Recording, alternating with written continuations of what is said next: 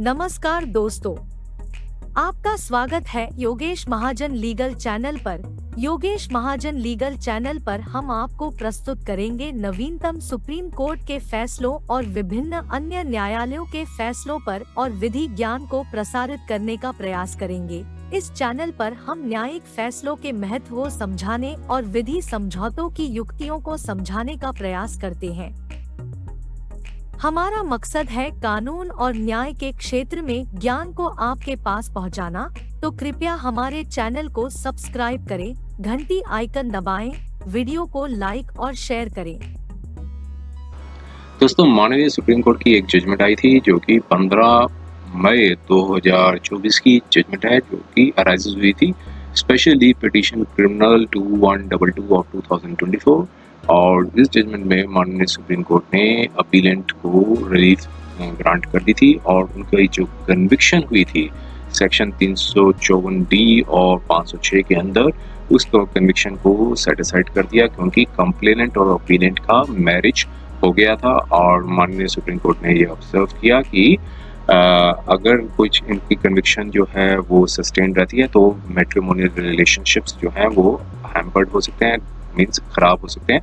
तो माननीय supreme court ने 142 ऑफ कॉन्स्टिट्यूशन ऑफ इंडिया की अपनी एक्सेस जो पावर्स हैं वो एक्सरसाइज की और जो चार्जेस थे उसको क्वैश कर दिया और जो ऑर्डर आया था हाई कोर्ट का उसको भी सेटिसाइड कर दिया। तो आइए हम इसके कंटेंट्स को देखते हैं और समझने की कोशिश करते हैं माननीय सुप्रीम कोर्ट ने क्या फैसला दिया। देखिए, अपील थी वो प्रेफर की थी, जजमेंट आई थी 27 जून 2023 की, जो कि high court of state of Telangana की एक जजमेंट थी।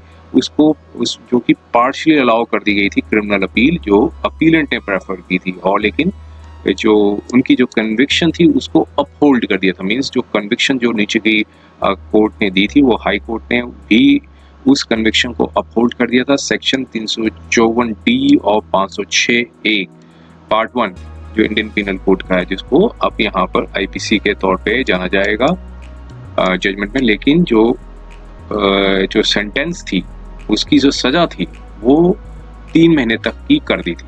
तो मीन्स कन्विक्शन जो थी वो अपहोल्ड कर दी थी, मीन्स जो सजा थी वो बरकरार रखी थी, जो 354D की थी और 506A की थी।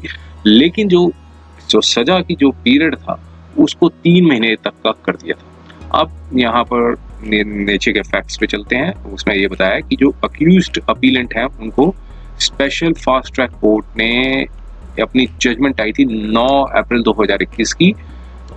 उस जजमेंट में ट्रायल कोर्ट ने अक्यूज्ड अपीलेंट को section 11 read with section 12 of POCSO act है उसमें बरी कर दिया था। लेकिन at the same time conviction भी कर दी गई थी, सेंटेंस जो सजा सुनाई थी सेक्शन 354D और 506 पार्ट 1 इंडियन पीनल कोड की। अब जो ट्रायल कोर्ट ने 354D IPC के तहत उनको 2 साल की सजा सुनाई थी और फाइन था 1000 रुपये का दिया था। और 506 पार्ट 1 के अंदर सजा थी वो 6 महीने की थी और फाइन था 500 रुपये का दिया था। डिफॉल्ट दोनों में बताया था कि अगर 1000 रुपये का फाइन डिफॉल्ट करेंगे तो 1 महीने की सजा और बढ़ जाएगी, और 500 रुपये का डिफॉल्ट करेंगे तो सिंपल इम्प्रिजनमेंट 15 दिन की और बढ़ जाएगी। लेकिन हाई कोर्ट ने जब इसको चैलेंज किया गया ट्रायल कोर्ट के ऑर्डर को, तो फिर जब हाई कोर्ट में गया मैटर तो जो सजा अवार्ड दी थी उसको घटा दिया गया और उसको 3 महीने तक की, दोनों काउंट्स पे 3 महीने की कर दी। और अब यहाँ पर बताया कि जब ये रेज की गई थी अपील, तब तक जो अपीलेंट और कंप्लेनेंट है उन्होंने मैरिज कर ली थी सो डेट को, और मैरिज भी रजिस्टर करा ली गई थी office of the registrar of Hindu marriages and सब रजिस्ट्रार सो डिस्ट्रिक्ट तेलंगाना में। एफिडेविट भी कंप्लेनेंट ने फाइल किया था और उस एफिडेविट को रिकॉर्ड में भी रखा गया। तो अब यहाँ पर माननीय कोर्ट ने 16 अप्रैल 2024 को एक ऑर्डर दिया और कहा कि वो वेरीफाई करें फैक्ट को, मींस स्टैंडिंग काउंसिल स्टेट को उनको कहा कि वो वेरीफाई करें कि जो मैरिज है अपीलेंट और कंप्लेनेंट की कंसर्न पुलिस स्टेशन से वेरीफाई करें। और स्टेट के जो कौंसल थे उन्होंने जो रिप्रेजेंट कर रहे थे स्टेट को, उन्होंने कॉम्प्लायंस एफिडेविट जो है sub inspector of police station के जो थे उन्होंने कॉम्प्लायंस एफिडेविट स्वॉन किया, मींस और कंफर्म किया कि जो मैरिज जो है अपीलेंट और कॉम्प्लेनेंट की दोनों की हो चुकी है और मैरिज भी रजिस्टर्ड हो चुकी है ऑफिस ऑफ सब रजिस्ट्रार एंड सब रजिस्ट्रार। और उन्होंने कहा कि जो मैरिज भी रजिस्टर्ड हो चुकी है ऑफिस ऑफ रजिस्ट्रार एंड सब रजिस्ट्रार तेलंगाना के सो डेट को, और copy of the marriage register certificate भी एनेक्स किया था एफिडेविट पे। अब यहाँ पर कोर्ट ने कहा कि जो रिकॉर्ड को देखा जाए और जो कि रिकॉर्ड में एविडेंस है उसको देखा जाए, और अपीलेंट को चार्ज किया गया था section 354D 506 Indian penal code read with section 11 और 12 पॉस्को एक्ट के तहत। और लेकिन ट्रायल कोर्ट ने ये पाया कि ऑफेंस पॉस्को एक्ट के अंदर नहीं बनता है और इसको क्विट कर दिया जाता है अपीलेंट को फ्रॉम सच चार्जेस। और जो ऑफेंसेस थे 354D के 506 के वो पर्सनल टू द कंप्लेनेंट थे एंड द एक्यूज्ड अपीलेंट के। और फैक्ट ये भी था कि जो अपीलेंट और एक्यूज्ड ने अपीलेंट एंड कंप्लेनेंट ने मैरिज भी कर ली थी जब अपील पेंडिंग थी, और इससे रीजनेबल बिलीफ आता है कि दोनों जो हैं सम काइंड ऑफ रिलेशनशिप में थे जब अलेज्ड ऑफेंस जो है वो कमिट किया गया था। अब यहाँ पर कोर्ट ने कहा कि सिंस अपीलेंट और कंप्लेनेंट ने मैरिज कर ली है, अगर हम उस जजमेंट को अफर्म्ड कर देते हैं हाई कोर्ट की तो उससे एक डिजास्टर कॉन्सिक्वेंसेस होंगे अक्यूज्ड अपीलेंट क्योंकि उनको जेल में भेज दिया जाएगा, और जिसकी वजह से मैट्रिमोनियल रिलेशनशिप्स होंगे कंप्लेनेंट के साथ वो खतरे में आ जाएंगे, डेंजर में आ जाएंगे।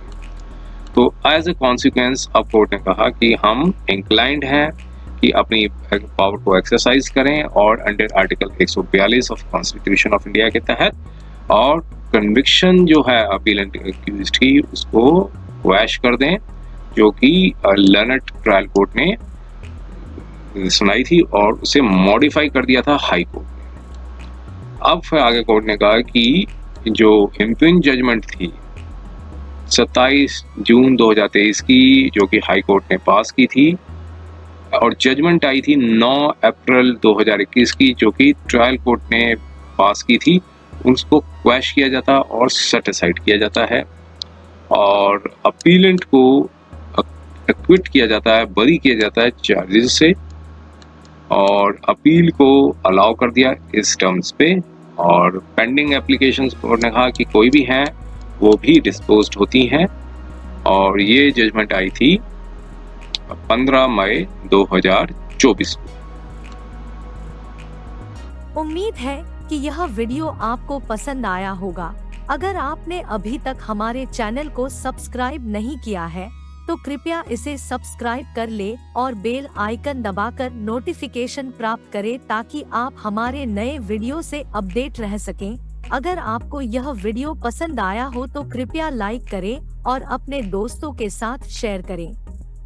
हमारे चैनल पर आपको न्यायिक मुद्दों, कानूनी सलाह और कानूनी अपडेट्स के बारे में नवाचारिक और महत्वपूर्ण जानकारी मिलेगी।